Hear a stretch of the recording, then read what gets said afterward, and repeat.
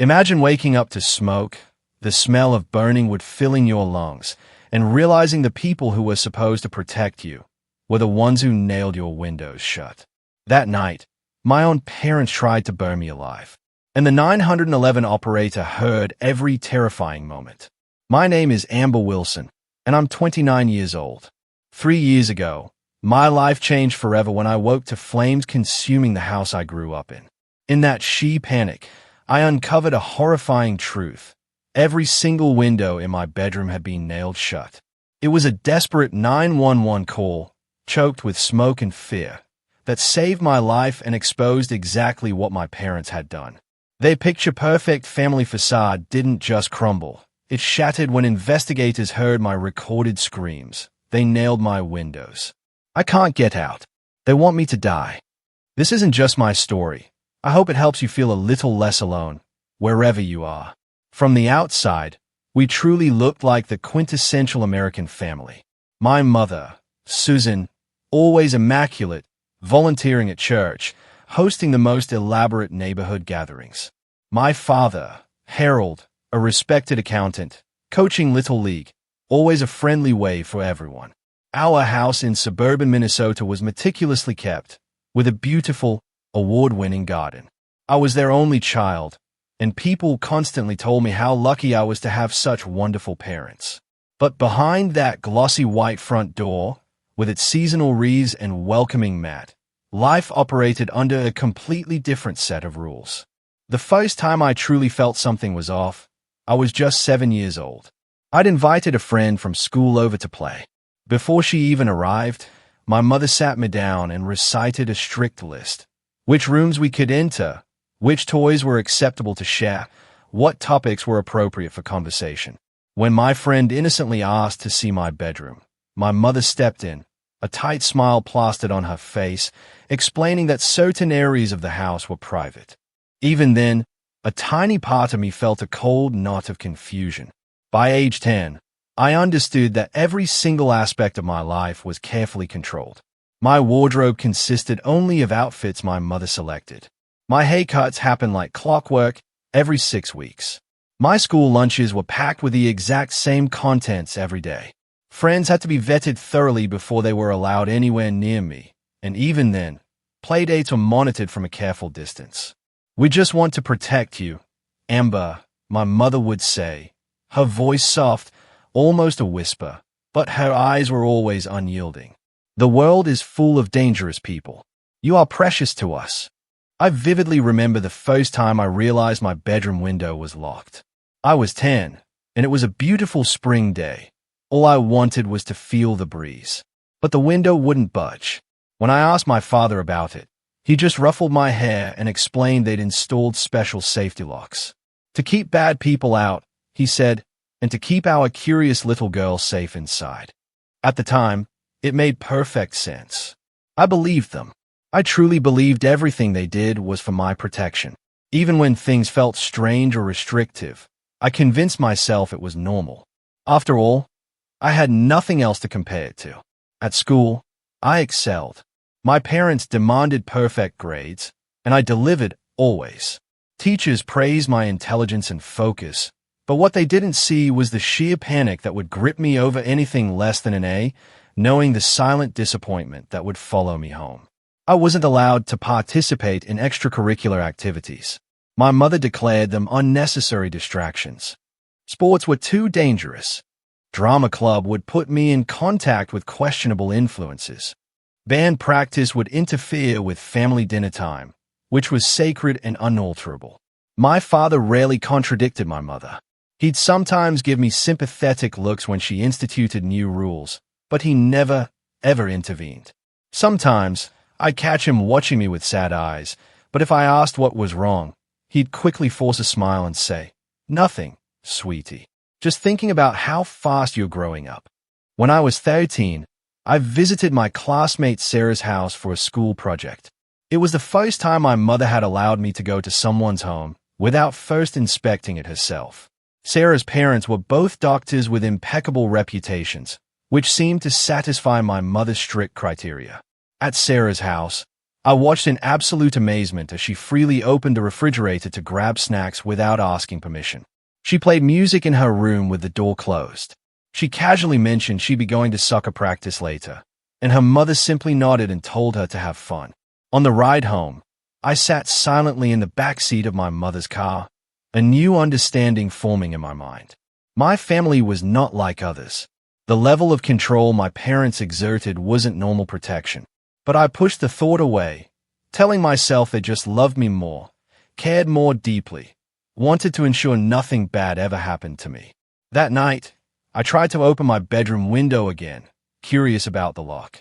That's when I discovered it wasn't just locked, it was sealed shut. I could see evidence of some kind of adhesive around the edges.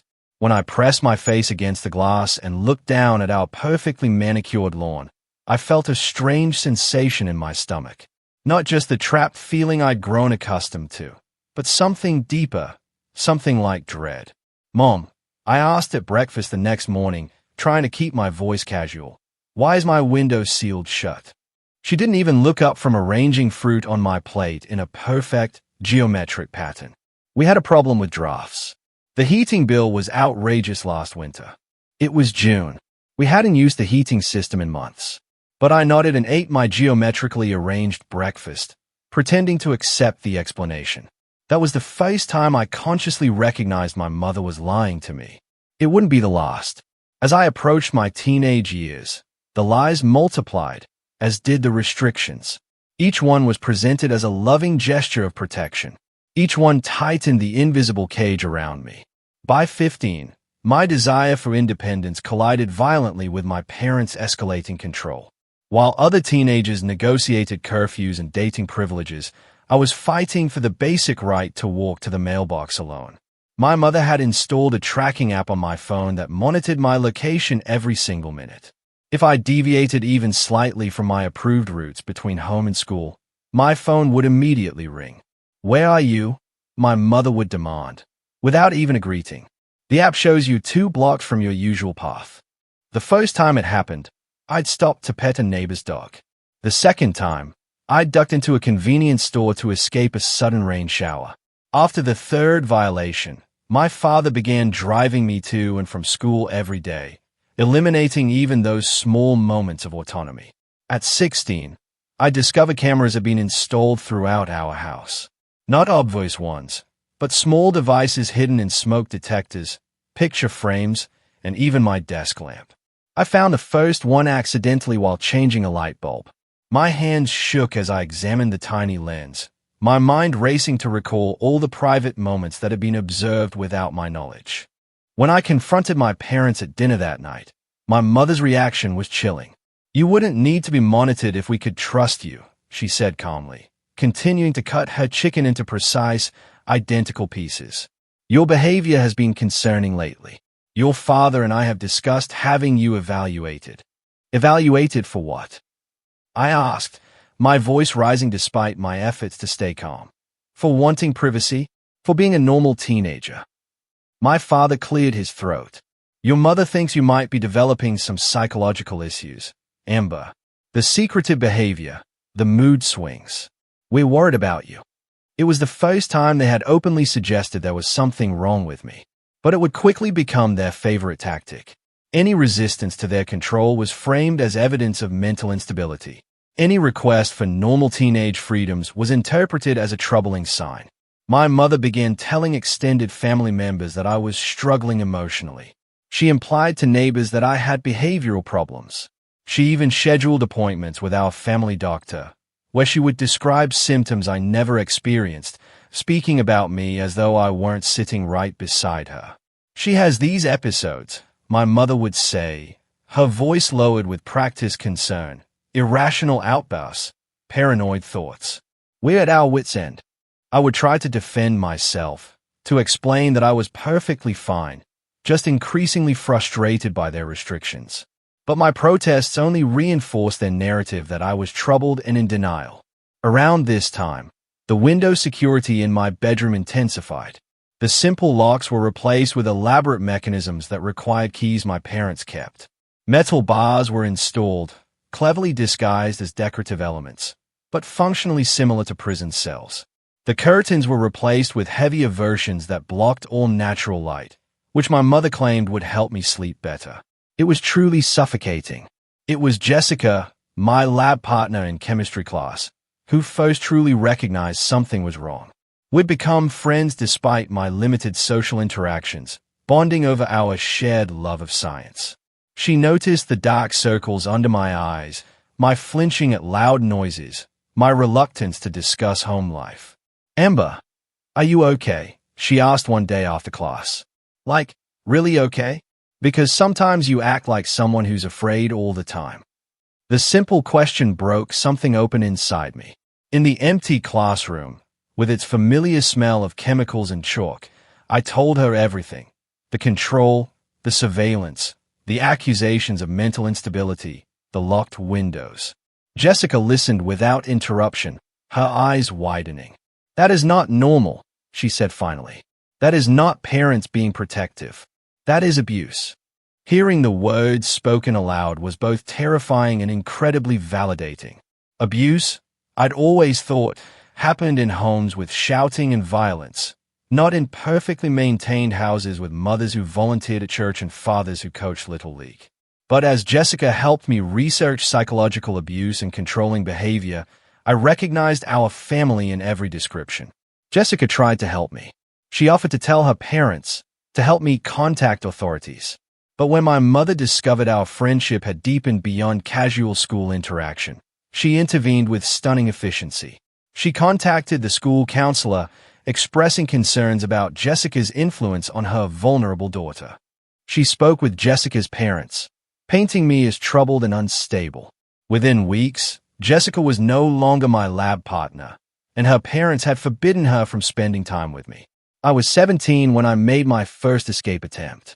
I had secretly saved money from the limited allowance my parents provided, carefully researching bus routes and youth shelters. One night, I packed a small bag and waited until the house was silent. I climbed out my bedroom window, having spent weeks carefully loosening the newest security measures without detection. I made it 3 miles before my father's car pulled alongside me. He didn't speak as I got in, my small bag of belongings clutched to my chest. At home, my mother was on the phone with the police, tearfully reporting that her mentally disturbed daughter had run away during an episode. "She's not well," I heard her saying. "We've been trying to get her proper help. We're so worried she might hurt herself." The next day, my bedroom door had a new lock installed. This one was on the outside. My window was completely sealed with a material I couldn't identify. And my parents began giving me pills each morning and evening, insisting they were prescribed by a doctor I had never met. "For your anxiety, sweetheart," my mother would say, watching to ensure I swallowed them, to help keep those troubling thoughts under control. The medication left me groggy and disoriented. Concentrating became difficult. School performance that had once been excellent now suffered. Teachers who had praised my intelligence now looked at me with concern, but accepted my mother's explanation of medication adjustment for a condition I did not have. By my senior year, the narrative of my instability was firmly established in our community. I was the troubled girl, with the saintly parents who sacrificed everything to care for their challenged child. People looked at me with pity or discomfort. No one questioned why I was never seen without parental supervision, why I no longer participated in class discussions, why I seemed to disappear further into myself with each passing month. The pills, the isolation, the constant surveillance, the locked doors and windows, they all served the same purpose, to convince me that I needed their protection from the world and from myself, to break down any sense that I could exist independently from their control. By the way, if you're still with me on this journey, I'd really appreciate it if you hit that subscribe button. It helps me share more stories like mine and connect with others who might be going through similar struggles. Thanks for listening. But deep inside, a small, stubborn flame of resistance continued to burn. I began secretly spitting out the pills when unobserved. I read books on psychological abuse hidden inside approved school texts. I documented everything in a journal I kept concealed inside a hollowed-out dictionary, a hiding place inspired by a novel I'd read years earlier. I graduated high school in a fog of medication and isolation, with no friends and no plans for college. My parents announced I would be taking a gap year to focus on my health, which really meant another year under their complete control. As my classmates prepared for independence, I prepared for more intensive confinement. I was 18 years old, legally an adult, but with absolutely no practical means to exercise my freedom. The world outside our house had become an abstract concept rather than a place I could actually access. But still, that flame inside me refused to die completely. At 21, my life bore no resemblance to what most young adults experience.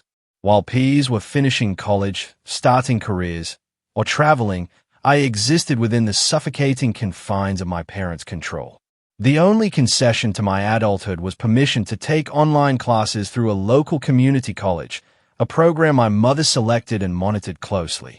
"See how we support your education, Amber," she would say, checking my computer history daily. Most parents wouldn't invest so much in a child with your challenges. The challenges she referred to were entirely their creation, a narrative so thoroughly established that even I sometimes questioned my own perceptions. Was I really unstable? Did I truly need the protection they insisted upon? The doubt was by design, a product of years of gaslighting and isolation. But during my online psychology class, I encountered information about emotional abuse that resonated deeply. I began to understand the tactics my parents employed: isolation, gaslighting, control, monitoring, forced medication. During lectures, I would mute my computer and silently cry, recognizing my life in the clinical descriptions of abuse victims. My professor, Dr. Matthews, noticed my exceptional work on assignments related to family dynamics and psychological control. During a required video conference, she asked questions that suggested she sensed something beneath my careful responses. I was terrified of saying too much, knowing my mother often stood just outside my door during these calls. But Dr. Matthews seemed to understand. "Amber, there are resources available for young adults transitioning to independence," she said casually at the end of our call. "I'll email you some information. Some of my students find it very helpful." The email contained links about domestic abuse hidden within resources about scholarship opportunities. I understood immediately that she suspected my situation. For the first time in years, I felt seen. I began to formulate a secret plan. My online transcription job, approved by my parents because it could be monitored and didn't require leaving the house, paid me directly to a PayPal account. I diverted small amounts to a secret bank account created using information from one of Dr. Matthews' resource links. I researched domestic violence shelters and memorized phone numbers, unable to write them down for fear of discovery. In those months, I also formed my first real connection with a neighbor. Lauren Davis moved into the house next door, a young nurse who worked night shifts at the local hospital. She waved to me when I was allowed into the backyard for supervised fresh air. She noticed how my mother hovered during these brief outdoor moments, how my father always checked the perimeter of our property before I was permitted outside. One day, Lauren approached our fence while my mother was distracted by a phone call. "Is everything okay with you?" she asked quietly. "I don't mean to intrude, but something seems off." Before I could respond, my mother was beside me, arm around my shoulders, in what would appear to be an affectionate gesture but felt like a restraint. "Amber has some special needs," my mother told Lauren with practiced sympathy in her voice. "We have to be very careful with her. Behavioral issues, you understand." Lauren nodded politely, but I saw the doubt in her eyes. She didn't believe my mother, and that small moment of recognition gave me a surge of hope. Over the following weeks, I managed to slip Lauren notes through a loose board in the fence during my supervised outdoor time. Brief messages explaining my captivity, begging for help. Lauren responded, leaving tiny folded papers in the same gap. She believed me. She was willing to help. We developed a plan for her to contact authorities with my detailed accounts of abuse. But my parents discovered our communication. I never learned how, whether it was surveillance footage from one of their hidden cameras or simply my mother's constant vigilance. One evening, my father entered my room holding one of Lauren's notes. "Who is trying to take you away from us, Amber?" he asked, his voice eerily calm. Who has been feeding your delusions? That night, they took everything. My computer, my phone, even the books from my online classes. My father installed deadbolts on my bedroom door. This time, not even pretending they were for any purpose other than keeping me confined. And that is when I discovered them nailing my windows shut. I woke to the sound of hammering late at night.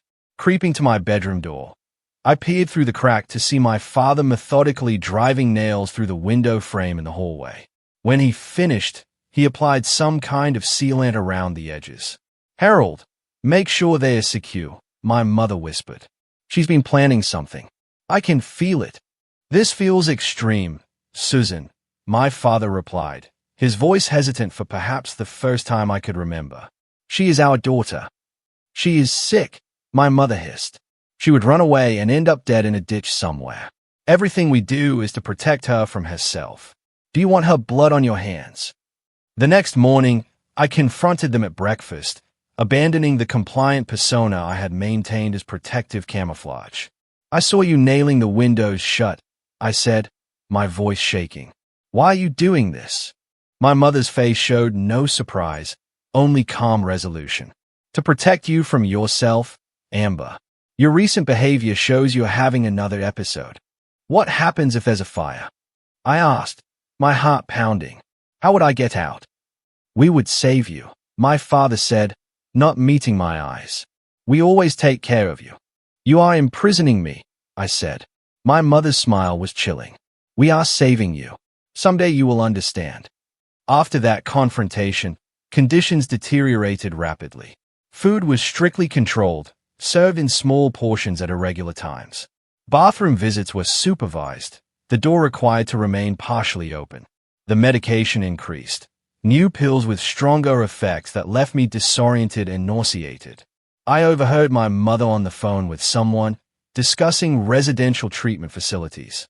I understood with horrifying clarity that they were planning to institutionalize me, to transfer their home prison to a more official one where the narrative of my mental instability would be accepted without question. Lauren tried once more to help. I heard her arguing with my parents on the front porch, threatening to call the police. My mother's response was practiced and perfect. "We appreciate your concern for our daughter," she said with convincing sincerity. "But Amber has serious psychological issues that require specialized care. The police are well aware of her condition. In fact, Officer Reynolds has been wonderfully supportive of our situation. Would you like his number?" It was a bluff, but an effective one. Lauren retreated, but I could see from my window that she watched our house more intently. Her curtains often parted, her presence visible at her windows at odd hours. My health began to deteriorate from stress, insufficient nutrition, and the side effects of unnecessary medication. I lost weight. My hair began to fall out. Sleep was elusive, broken by nightmares when it came at all. Yet, despite my weakened state, my resolve strengthened. I understood with perfect clarity that I needed to escape, or I would die in that house, either from their direct actions or from the slow poison of captivity. I had one remaining lifeline, a prepaid phone I had purchased during a Ray-supervised shopping trip months earlier, before they had completely restricted my movements. I had hidden it inside a heating vent in my room, only using it when absolutely certain I was unobserved. The battery was low, and I had no charger, but I preserved it for an emergency. I didn't know then how soon that emergency would come, or that it would arrive in the form of flames and smoke that would nearly claim my life. The night that changed everything began ordinarily enough. My parents conducted their usual evening routine, checking locks, administering my medication, securing me in my room for the night. I pretended to swallow the pills, but tucked them under my tongue, spitting them into a tissue once alone. It was a small act of defiance that kept my mind clearer than they intended. I fell into a restless sleep around 11 o'clock, only to wake suddenly at 2 in the morning to an unusual sound from downstairs. At first, I thought it might be my father doing one of his middle-of-the-night security checks. He sometimes roamed the house at odd hours, testing windows and doors, checking surveillance equipment. But this sound was different. A crackling noise, followed by a muffled pop. I sat up in bed, straining to identify it. Then I smelled it, Smoke. Faint at first, then increasingly acrid. My first reaction was oddly calm. Fire drills had been part of school life, and the procedure was ingrained. Get low, find an exit, call for help. I slid out of bed and crawled to my bedroom door, already feeling the temperature rising. When I touched the doorknob, it was warm, but not hot. I turned it, expecting to enter the hallway and find my parents perhaps already managing the situation. The knob turned, but the door wouldn't open. I pushed harder, then realized with a surge of raw panic that it was locked from the outside. Not just the regular lock that had become standard, but something more. I could feel resistance when I pushed, as though something heavy had been braced against it. "Mom, Dad," I called out, my voice higher than normal. "There's a fire. I can't get out." No response came. I pressed my ear to the door and heard movement downstairs. The sound of voices, too indistinct to make out words. I pounded on the door, shouting louder, "Help! The house is on fire. I'm locked in." The smoke was thickening now, seeping under my door in ominous tendrils. I grabbed a towel and stuffed it into the gap, but it provided only temporary relief. My eyes began to sting, my throat tightening. I moved to the window, the most logical escape route. My room was on the second floor, but the garage roof extended beneath my window, providing a possible path to safety. I grasped the window sash and pulled upward, already anticipating the resistance of the locks my parents had installed years ago. But this was different. The window did not budge at all. In the dim light from my bedside lamp, I could see why. Fresh nails had been hammered through the frame at intervals of just a few inches, securing it completely to the casing. Some sort of industrial sealant had been applied around the edges, visible as a dark outline. Panic surged through me, a primal terror I had never known. I grabbed my desk chair and slammed it against the window, but the reinforced glass merely shuddered. Again, I struck, and tiny cracks appeared, but the window held firm. The nails remained embedded in the wood, unmoved by my desperate efforts. The smoke was getting thicker. I could hear the fire now, a hungry roar from downstairs. The floor beneath my feet was growing hot. I dropped to my hands and knees, remembering that air would be clearer near the floor. And then I heard it, car doors slamming outside. I crawled back to the window and peered out. In the driveway, illuminated by security lights, I saw my parents getting into our family sedan. They were leaving. They were leaving me in a burning house. In that moment, the truth I had been trying not to acknowledge for years crystallized with perfect, horrifying clarity. This was not an accident. This was not neglect. This was intentional. The sealed windows, the locked door, their hasty departure. They wanted me to die in this fire. I began screaming. Raw sounds of terror and betrayal that tore at my smoke-irritated throat. I pounded the window, threw myself against the door, searched frantically for anything that might break through my wooden prison. Through my panic, I remembered the phone, my emergency lifeline hidden in the heating vent. I scrambled across the room, prying open the metal grate with fingers already blistering from the rising heat. The small phone was there, miraculously still showing a partial charge. My fingers trembled as I dialed 911, coughing violently as smoke filled my lungs. 911, what is your emergency? The dispatcher's voice was so calm, such a stark contrast to my surroundings. Fire. I gasped. I'm trapped. 622, Maple Street, second floor bedroom. I cannot get out. Is there a fire in your home? The dispatcher asked. Are there other people in the house? Yes, fire. I confirmed, my voice breaking. No people. My parents left. They locked me in. The windows are nailed shut. I cannot get out.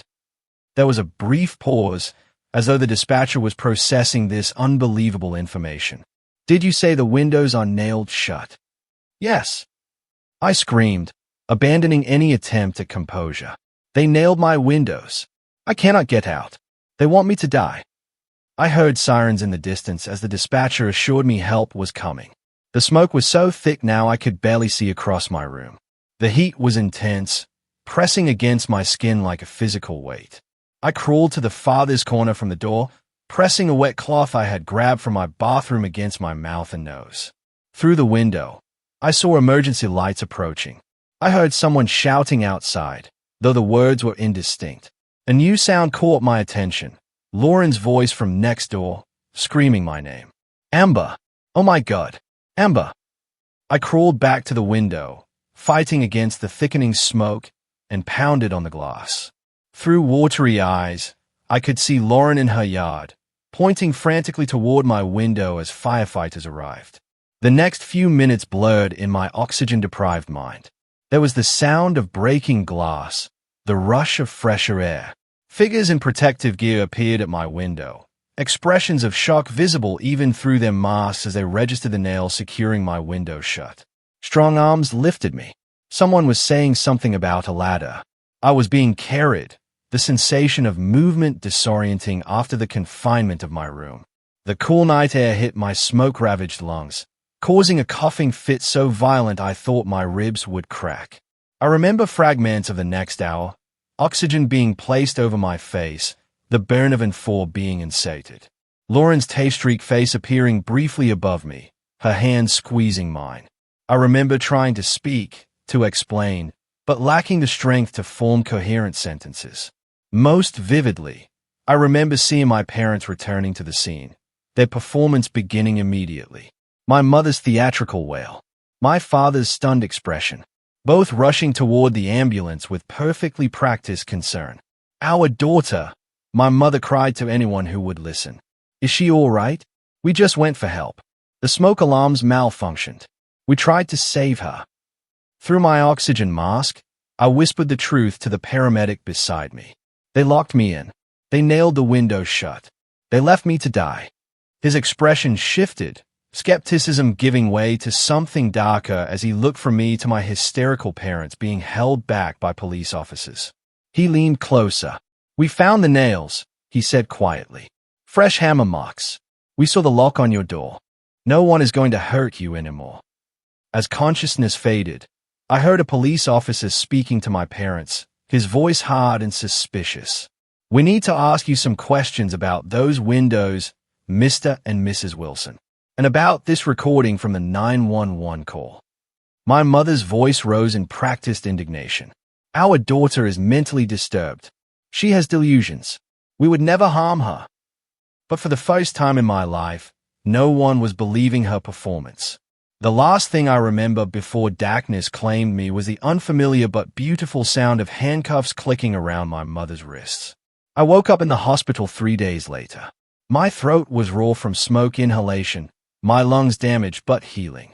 The first face I saw was not my mother's or father's, but Lauren's, sitting beside my bed with dark circles under her eyes, suggesting she had barely left my side. They are in custody, were her first words to me, answering the question I had not yet found the strength to ask. Both of them. They are not getting anywhere near you ever again. A police detective named Jason Reynolds came to see me that afternoon, his manner gentle but direct. He sat beside my bed, notepad ready but initially unused, as he simply asked how I was feeling. I need to ask you some questions, Amber, he finally said. But first, I want you to know that we found the hammer marks on your window frames. Fresh marks. We found the sealant. We found the lock on your bedroom door and the furniture that had been pushed against it. The evidence supports your account. I closed my eyes briefly, a strange mixture of relief and pain washing over me. For so long, I had been told that my perceptions were wrong, that my memories were unreliable, that my fears were delusions. Having external validation of the reality I had experienced was both incredibly vindicating and utterly devastating.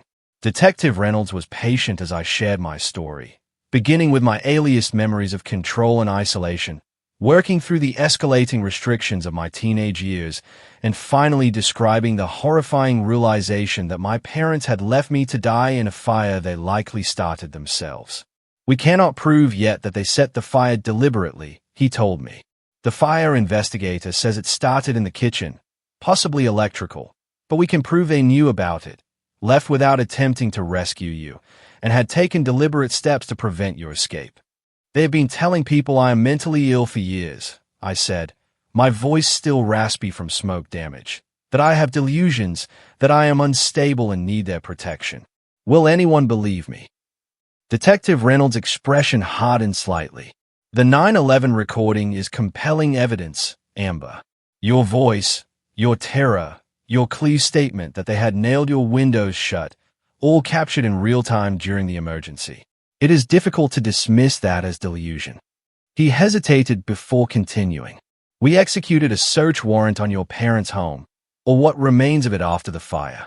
We found medication bottles prescribed to you by a doctor who, when interviewed, had no record of you as a patient. We found journals belonging to your mother that, he paused, seeming to choose his words carefully, strongly suggest a psychological condition that experts will need to evaluate. Over the coming days, as my physical condition improved, the full scope of the investigation was revealed to me. My mother's journals, partially recovered from a fireproof safe in their bedroom, contained years of detailed documentation of her treatment of my supposed mental illness, a condition that existed only in her mind. Psychologists who reviewed the material suggested she suffered from Munchausen syndrome by proxy, a disorder in which a caregiver fabricates or induces illness in someone under their care to gain attention and sympathy. More chilling were the entries from recent months where she wrote explicitly about her fear of losing control over me, of my potential escape into the world, and her determination to maintain a grip on my life, whatever the cost. Your father appears to have been more of an enabler than an instigator, Detective Reynolds explained during one of our interviews. He admitted knowing what your mother was doing was wrong, but claims he was afraid to contradict her. He has been cooperating with the investigation, providing details about the progression of your confinement. Lauren became a key witness, describing her observations of my restricted movements, the supervised backyard visits, the notes I had passed to her, and her unsuccessful attempts to get authorities to investigate before the fire. She brought forward our written communications, preserved despite my parents' discovery of some of them. I should have done more, she told me tearfully during one hospital visit. I knew something was terribly wrong, but I didn't know how to help without making things worse. You did help, I assured her. You were the only one who saw through their facade. You were the only one who believed me. Other neighbors came forward as the case gained attention, sharing observations they had dismissed or rationalized over the years. Mrs. Abernathy from across the street recalled how she never saw me outside alone, how my mother would interrupt if she attempted to speak with me directly. Mr. Jensen, who lived 2 doors down, described an incident years earlier when he heard screaming from our house, only to be convinced by my mother that they had been watching a horror movie with the volume too high. My former teachers were interviewed, many expressing shock and guilt at having accepted my parents' explanations for my increasingly withdrawn behavior and declining academic performance. Dr. Matthews, my online psychology professor, provided records of our communications and her own documented concerns about potential abuse. As physical evidence was compiled and witness statements gathered, the prosecution's case against my parents strengthened. The district attorney explained to me that they would be charged with attempted murder, false imprisonment, child abuse for the years before I turned 18, and numerous other crimes. Your mother's journals are particularly damning, she told me. They show premeditation and a disturbing lack of remorse. In one entry from just weeks before the fire, she wrote about how she would rather see you dead than independent of her control. The revelation struck me like a physical blow. I had understood on some level that my mother's love was twisted and possessive, but to have confirmation that she had actually contemplated my death was still profoundly shocking. As my physical recovery progressed, I began working with a trauma specialist, Dr. Eleanor Simmons, who helped me process not only the acute trauma of the fire, but the lifelong psychological abuse I had endured. For the first time, I could speak freely about my experiences without fear of being labeled delusional or having my reality denied. What you are describing is gaslighting in its most extreme form, Dr. Simmons explained during one of our sessions. They systematically undermined your trust in your own perceptions, isolated you from anyone who might validate your reality, and created an alternative narrative about your mental state that served their purposes. One of the most difficult aspects of recovery was accepting that the parents I had desperately tried to please, whose love I had craved even amid their abuse, had been willing to let me die rather than lose control over me. Dr. Simmons helped me understand that their behavior reflected their own severe psychological disturbances, not any failure or deficiency on my part. You survived by maintaining an inner core of truth, she told me. Despite years of having your reality denied, you held on to what you knew to be true. That resilience saved your life. 6 weeks after the fire, strong enough to leave the hospital but with nowhere to go, I moved temporarily into Lauren's spare bedroom. The community that had once believed my parents' narrative about my supposed mental illness now rallied around me. A local law firm took my case pro bono, helping me navigate victim services and the upcoming criminal proceedings. As the preliminary hearing approached, I steeled myself to face my parents in court for the first time since the fire. The evidence against them was substantial, but I knew their ability to present a convincing facade of loving concern. For 29 years, they had fooled everyone. Part of me still feared they might do so again. Remember, Detective Reynolds told me the day before the hearing, we have a 911 recording. We have the physical evidence. We have your mother's own writings. And most importantly, we have you, alive and able to tell the truth. The truth that had been denied for so long was finally going to be heard. The courtroom was smaller than I had imagined from movies and television shows. Polished wood, fluorescent lighting, the slight echo of footsteps on the hard floor. I sat beside the prosecutor, a woman named Julia Winters, who had spent hours preparing me for this moment. Still, nothing could have fully readied me for the sight of my parents entering in handcuffs, looking smaller and older than in my memory. My mother's eyes found mine immediately, her expression a practiced blend of concern and betrayal that I had seen countless times before. My father looked at the floor, shoulders hunched, the embodiment of defeat. For a moment, I felt a flicker of the old guilt they had so carefully cultivated in me. Then I remembered the nails in my window frames, the smoke filling my lungs, their car driving away as flames consumed our house with me trapped inside. The preliminary hearing expanded into a full trial that lasted 3 weeks. Evidence mounted day by day. The 911 recording played for the jury, their faces reflecting horror as they heard my desperate screams. Forensic analysis of the window frames showed fresh nails and sealant applied just days before the fire. Medical experts testified about the unnecessary medications I had been given for years. Psychologists explained the insidious patterns of abuse and control evident in my parents' behavior. My mother maintained her performance throughout, insisting to anyone who would listen that she had only ever tried to protect her mentally disturbed daughter. She cried on cue, spoke with perfect maternal concern about my condition, and expressed confusion about why I would fabricate such terrible accusations against parents who loved me so devotedly. Amber has always had a vivid imagination, she testified, dabbing at non-existent tears. As a child, she would tell stories that simply were not true. As she grew older, the stories became darker, more paranoid. We consulted doctors, tried medication, did everything possible to help her. My father's defense took a different approach. His attorney portrayed him as another victim of my mother's psychological manipulation, a weak man who failed to protect his daughter, but who never actively participated in my imprisonment. He admitted to installing the locks and nailing the windows, but claimed he did so under duress, believing my mother's assertions that I was a danger to myself. I made terrible mistakes, he testified, actually meeting my eyes briefly. I failed, Amber. I should have protected her from Susan's obsession. I will regret that failure every day for the rest of my life. The most difficult day of the trial came when I took the stand.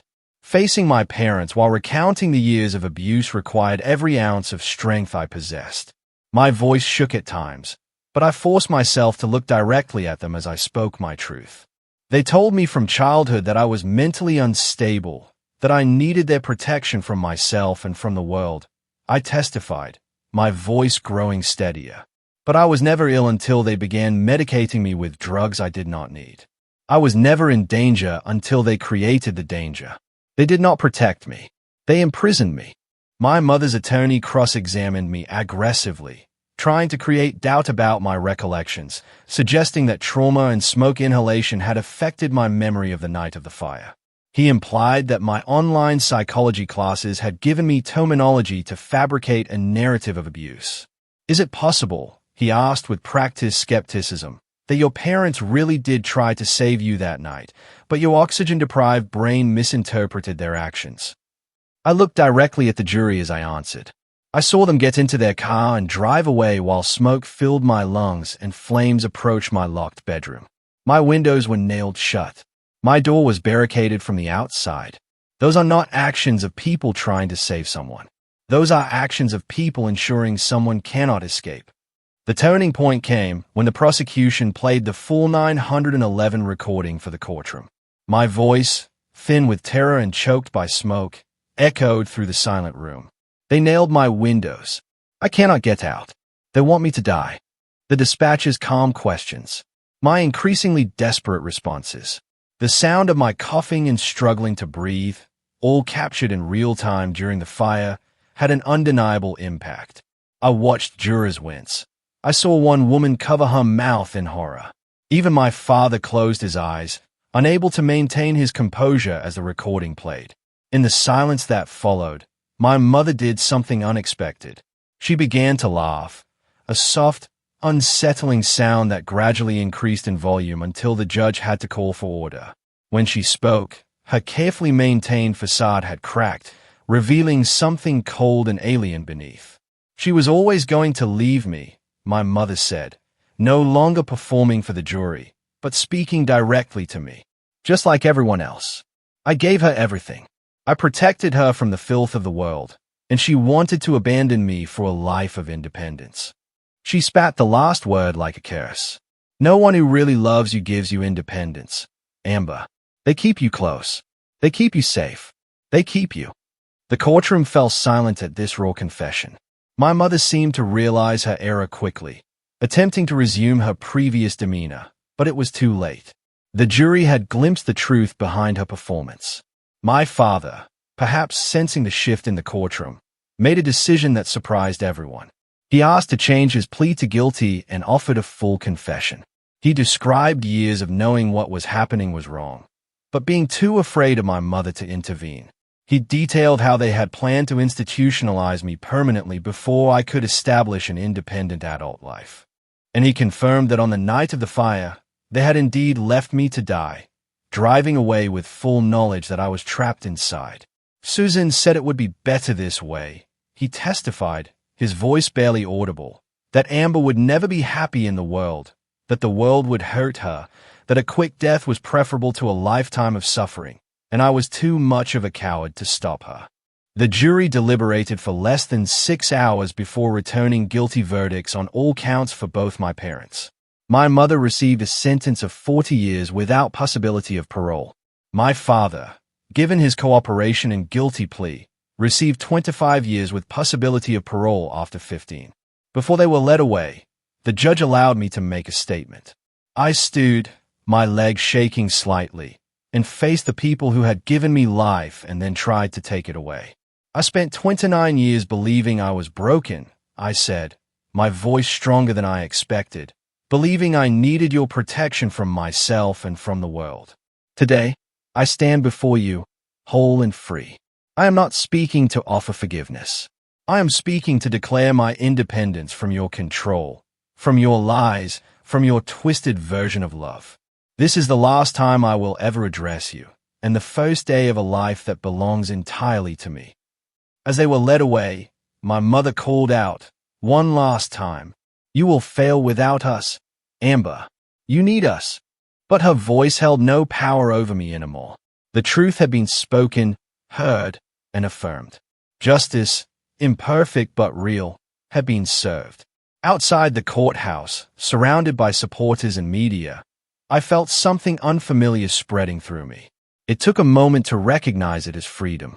Not just physical freedom, but the liberation of having my reality acknowledged and validated after a lifetime of denial. The weight of secrecy and shame had lifted, replaced by the sometimes terrifying but always precious gift of self-determination. "What will you do now?" a reporter asked as I prepared to leave. I smiled, the expression still feeling somewhat foreign on my face. "I am going to live," I said simply. For the first time in my life, I am going to truly live.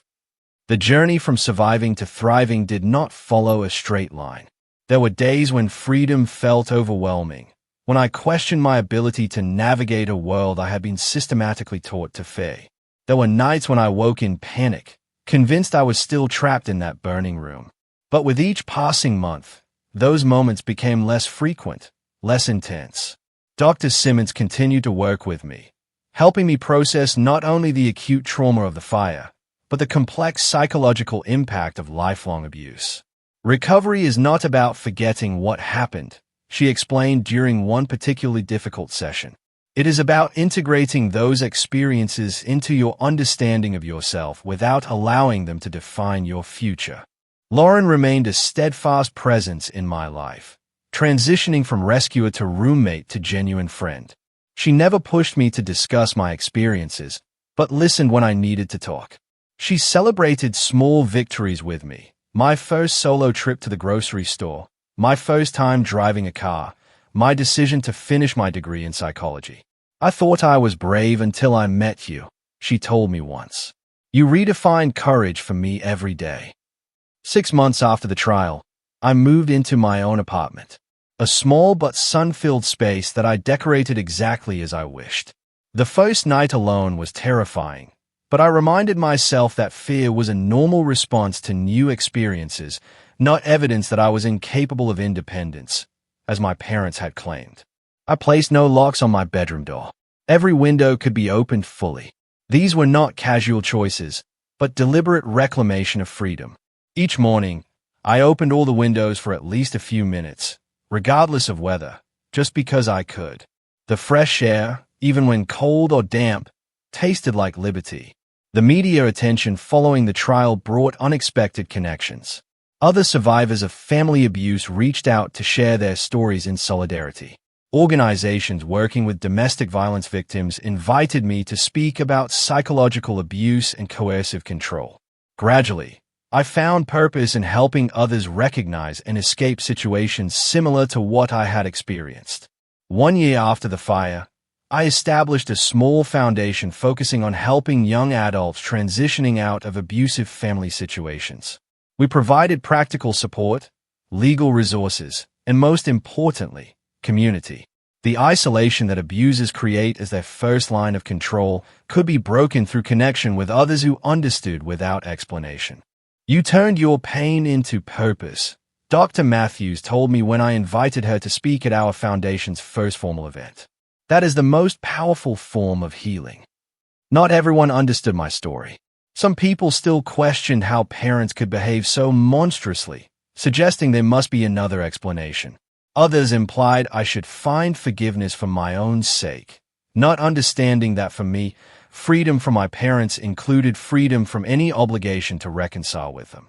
I learned to trust my instincts about whom to let into my life.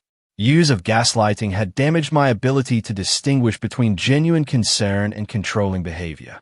But with practice and support, my internal warning system grew stronger. I became attuned to red flags. People who pushed boundaries, who questioned my perceptions, who sought to isolate me from others. The most profound lesson I learned was about the nature of love. Real love expands rather than contracts. It creates space for growth rather than confinement. For protection, it trusts rather than suspects. It releases rather than restrains. 3 years after the fire, I completed my master's degree in counseling psychology, specializing in trauma recovery. My thesis on psychological abuse within families drew on both personal experience and extensive research. The day I received my diploma, Lauren and a group of friends surprised me with a celebration that left me speechless with gratitude. From surviving to thriving to helping others do the same, Lauren toasted. You are a walking miracle, Amber. But I didn't see myself as miraculous, merely fortunate. Fortunate that Lauren had heard my screams that night. Fortunate that the 911 operator had recorded my desperate words. Fortunate that investigators had found those fresh hammer marks on my window frames. So many abuse victims never get their moment of validation, their chance at justice, their opportunity for a new beginning. Today, My life bears no resemblance to the prison of my first 29 years. I work with trauma survivors, sharing tools for recovery. I travel, experiencing the world my parents insisted was too dangerous for me to enter. I form relationships based on mutual respect rather than control disguised as protection. The nightmares have not completely disappeared, but they have lost their power to derail my days. The psychological wounds have formed scars that occasionally ache, but no longer bleed. I carry my history not as a burden, but as hard-won wisdom about human capacity for both cruelty and resilience. Perhaps the most powerful realization has been that freedom is not just the absence of physical restraint, but the presence of self-determination. True safety comes not from walls and locks, but from a knowledge that you can trust yourself to navigate whatever challenges arise. Every window in my current home opens fully, without locks or barriers of any kind. That simple fact represents the safety I have created for myself, the safety that comes from within, rather than being imposed from without. On warm summer evenings, I sometimes sit by my open window, feeling the breeze on my face, and acknowledge how far I have traveled from that smoke-filled room with its nailed-shut windows and sealed-off future. If you are watching this and recognize your own life in any part of my story, please know that you are not alone. Trust your perceptions. Document what is happening. Reach out for help, even if previous attempts have failed. Freedom is possible. Healing is possible. A life reclaimed is possible. Thank you for listening to my story. What would you have done if you heard your neighbor screaming for help from a burning house, knowing their windows were nailed shut? I really want to know what you think in the comments below. Take care. Good luck.